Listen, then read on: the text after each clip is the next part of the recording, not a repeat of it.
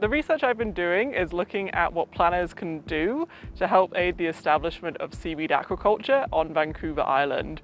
So I've been interviewing both planners and people who work in the seaweed aquaculture industry to find out what policies should be created to help the industry expand in a sustainable manner. So seaweed aquaculture is a really interesting type of aquaculture because it actually has a lot of environmental benefits.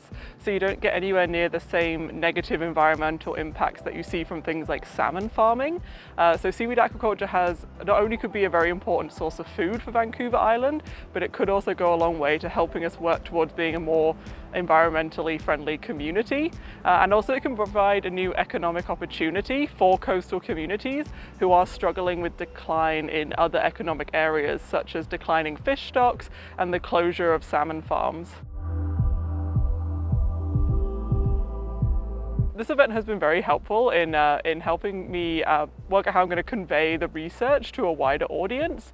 For a lot of the project I've just been writing for an academic point of view, so it's really interesting to come and try and see which bits of the information really stick with people who maybe don't have a background or don't have a planning in seaweed aquaculture already, and see how they respond to it and what sort of questions they ask for it. So it's really interesting just to share the research with a new audience and see what sort of feedback you get from it.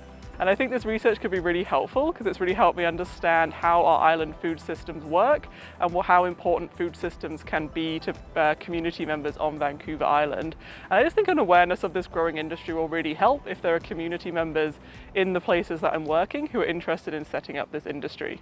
So it's an emerging industry, so there is a lot more that's being learned every single day.